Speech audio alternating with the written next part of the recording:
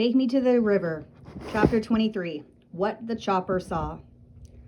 Rio kept the raft in the fastest current, pushing hard for home. The sun was shining and the skies were blue. 18 miles below Lower Madison, we emerged from the towering lower canyons. The cliffs shrank to no more than a couple 100 feet high. We could see cattle on both shores. We were in ranching country. The river was already a couple feet down from the tops of the new sandbars it had just created.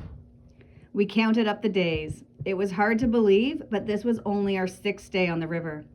With just 8 miles to go in our 116 miles journey, we had spent only 5 nights out. We had planned on spending 9. Ariel was not scheduled to meet us at the Dryden Takeout until noon on the 10th day. Was there a chance she might come sooner? Most likely she would, we figured. She knew our 10-day schedule was based on low water. Maybe she was already there.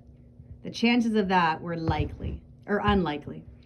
Even so, we wanted to get off the river in the worst way. According to Rio, there was a fish camp at the takeout. He'd waited there for his dad to come off the river a couple of times. There might even be people there.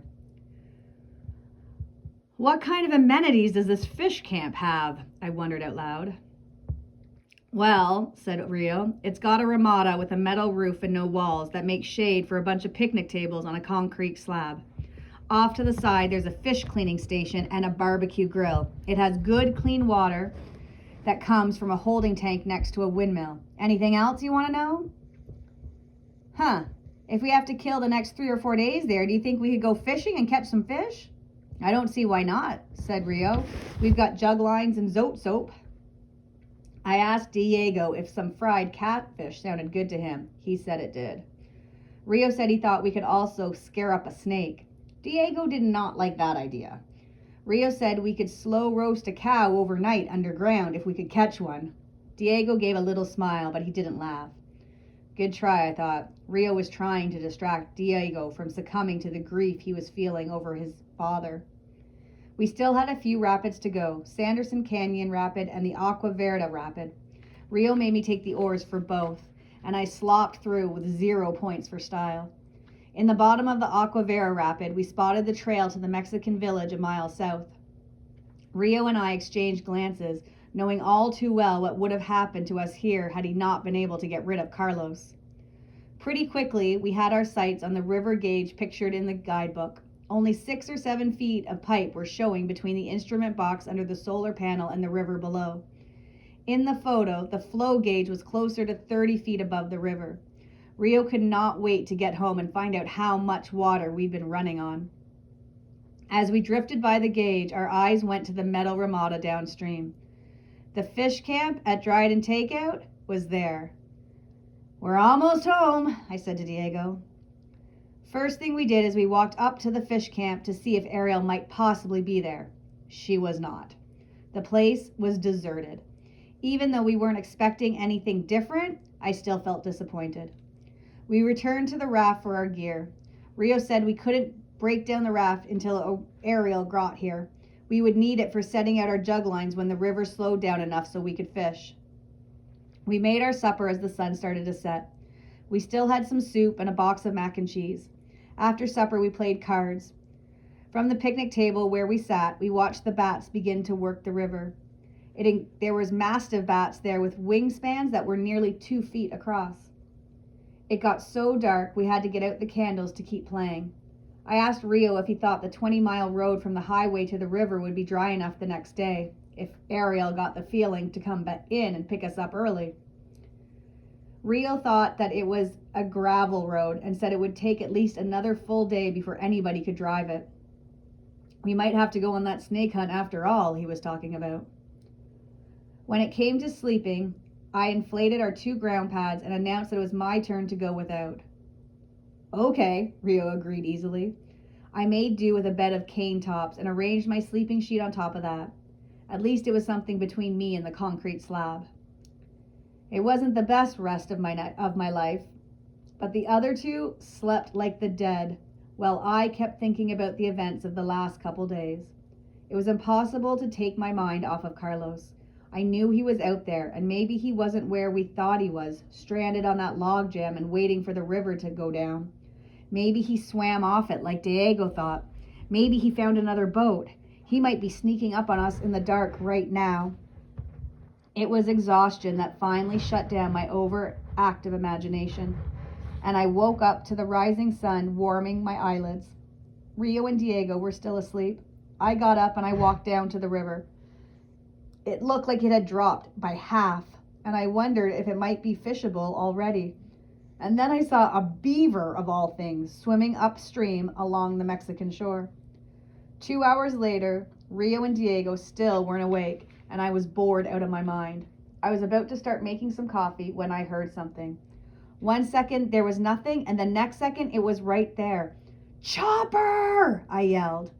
Rio leapt up out of his bed, and so did Diego. All three of us went running from the Ramada into the open area. I was expecting to see a Blackhawk.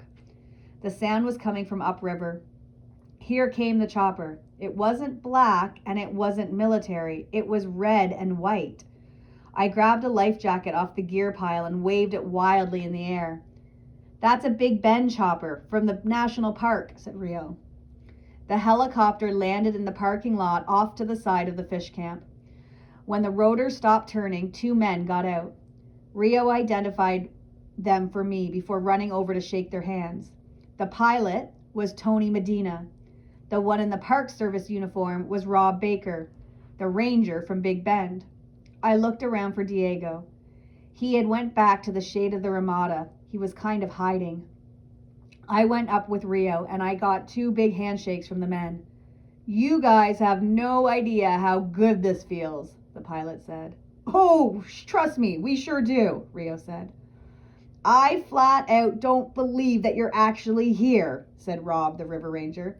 "The takeout is the last place we expected to find you. I can't believe you ran the river at the height of a storm." "I guess I did," said Rio. "How big did the water get?" "It came close to getting as high as the 1958 flood. The gauge yesterday peaked at 47,600 cubic feet per second.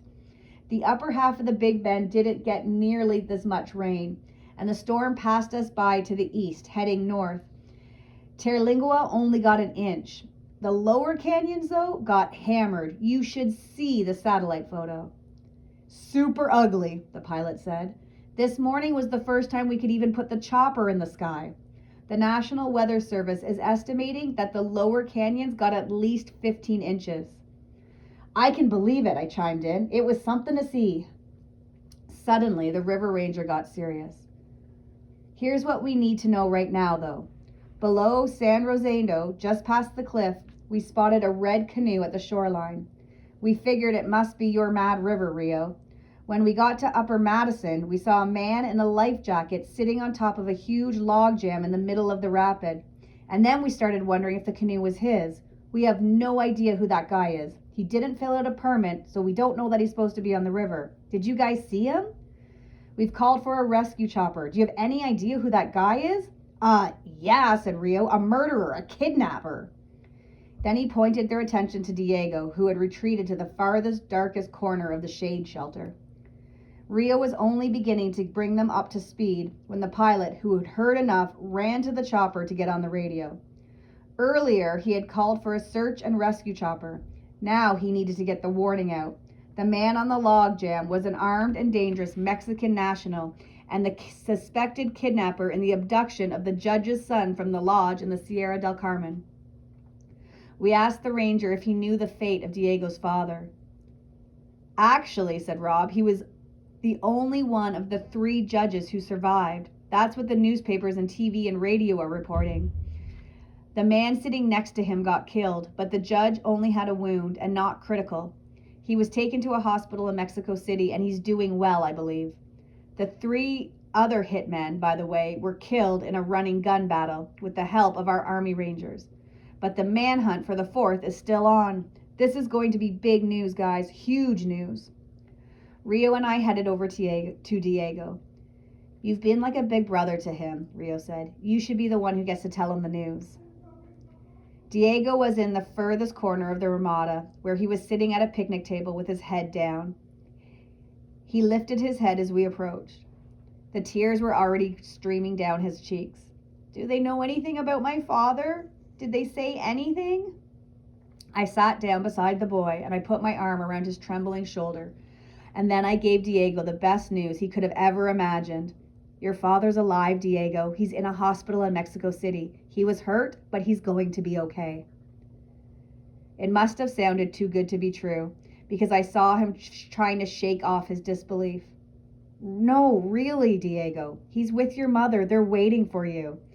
And then his tears turned to tears of joy.